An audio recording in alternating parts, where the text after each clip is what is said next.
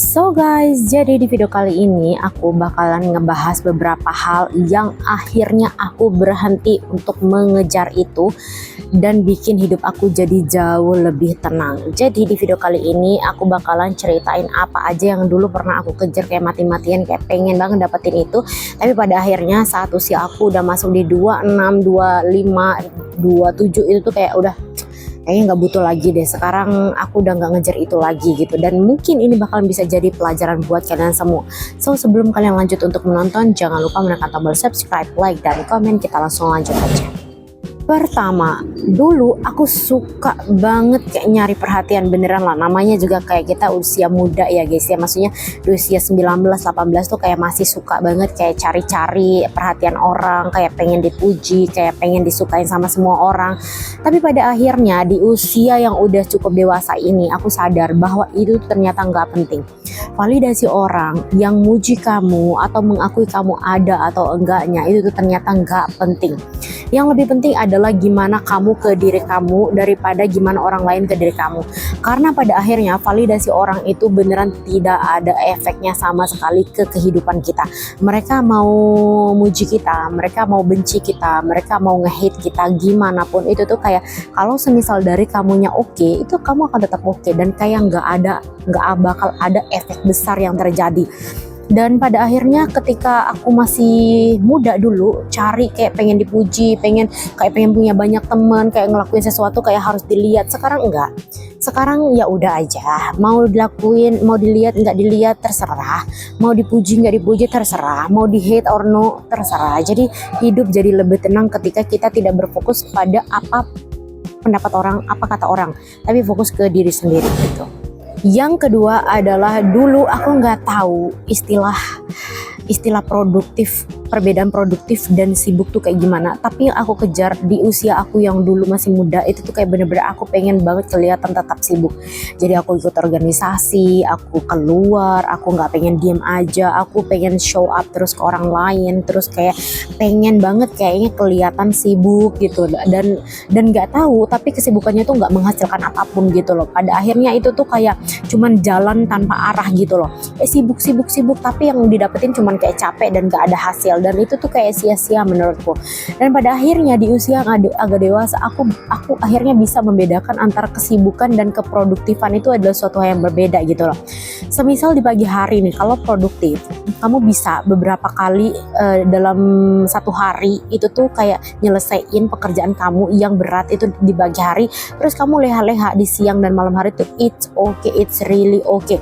Kamu nggak harus sibuk dari pagi ke malam harus segala hal dilakuin tuh nggak perlu. Ternyata lebih baik memproduktifkan diri.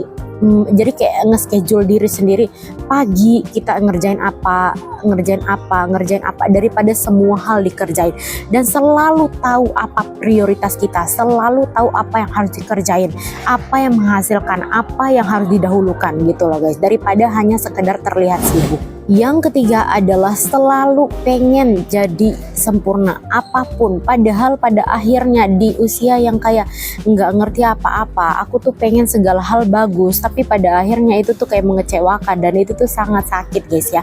Jadi ketika kalian baru pertama kali mulai hal itu tuh pasti ada jeleknya, pasti kayak nggak mungkin sempurna. Kalaupun ada yang sempurna itu pasti kebetulan, karena pemula itu selalu memulai hal dengan kecerobohan, kegelisahan, dan ketidaktepatan gitu loh. Jadi kalaupun sekarang kalian berpikir bahwa kalian baru mulai dan kalian berharap hasil yang baik, hasil yang sempurna, itu kayak fatal banget. Karena aku dulu tuh berpikir bahwa apapun yang aku lakukan, aku ikut MLM, aku ikut organisasi, aku berharap bahwa diriku tuh bisa jadi lebih baik. Ternyata enggak guys, itu tuh kayak faktor eksternal semua. Terus apapun yang aku kerjakan kayak YouTube dan lain sebagainya, aku berharap itu bakalan jadi hasil terbaik. Ternyata enggak, itu tuh kayak bagian dari proses gitu loh. Jadi aku lihat videoku yang dulu sama videoku yang sekarang, ampun minta ampun. Sudah kalian bisa lihat perbandingannya tuh yang dulu sama yang sekarang tuh jauh banget. Makanya pada akhirnya ya udah, setiap orang tuh ada pelajarannya masing-masing, ada waktunya masing-masing, nggak perlu dipaksa untuk sempurna gitu. Nah, yang keempat adalah dulu di masa muda aku suka banget cari teman, pergi organisasi, pergi keluar, cari teman, bersosialisasi, ngobrol sama siapapun ini dan lain sebagainya. Pada akhirnya itu ya bukan nggak guna juga ya, itu sedikit tidak melatih sosialisasi kita ya. Cuma pada akhirnya pertemanan dengan lingkaran besar itu hanya menambah drama kamu dalam kehidupan kamu. Pada akhirnya itu hanya nambah apa masalah yang sebenarnya kamu nggak pengen, tapi itu tuh malah bertambah gitu loh. Jadi pada kesimpulannya tuh kayak kamu hanya cukup bersama dengan orang-orang yang memang mengerti kamu, yang memang kayak ngasih hal-hal positif dalam hidup kamu. Kamu nggak perlu banyak teman, kamu nggak perlu banyak ikut organisasi. Toh pada akhirnya semua orang yang banyak itu tidak akan ada, maksudnya bukan nggak akan semuanya loyal dan nggak akan semuanya stay. So kamu tetap fokus ke diri kamu sama orang-orang terdekat kamu aja. Nggak perlu punya banyak teman di luar sana ya, nggak perlu, kecuali untuk link secara benefit kayak yang menguntungkan kalian secara bisnis, terus secara bisnis, secara opportunity, dan bisa naikin level hidup kalian gitu loh.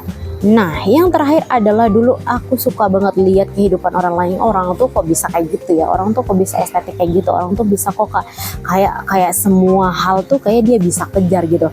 Dan aku tuh berusaha untuk jadi orang itu, berusaha banget untuk ngedapetin hidup yang kayak sebenarnya orang itu usahakan juga gitu. Dan itu cocok buat dia, tapi belum tentu cocok buat aku. Jadi pada akhirnya standar kehidupan orang itu belum tentu cocok dengan standar kehidupan kita. Contoh, banyak orang sukses dari trading, banyak orang gagal dari trading juga, dan banyak orang juga bisa berhasil dari bisnis, dan banyak juga orang berhasil dari profesionalitas. Jadi nggak semua orang harus satu jalan, nggak semua orang harus sukses dari satu hal. Jadi kalian bisa pilih jalan kalian masing-masing. Nggak semua orang bisa kelihatan estetik, tapi nggak semua juga orang gagal estetik. Jadi pada akhirnya kalian harus nemu jalan atau lingkaran kalian sendiri untuk bisa tahu kalian tuh jalannya kemana.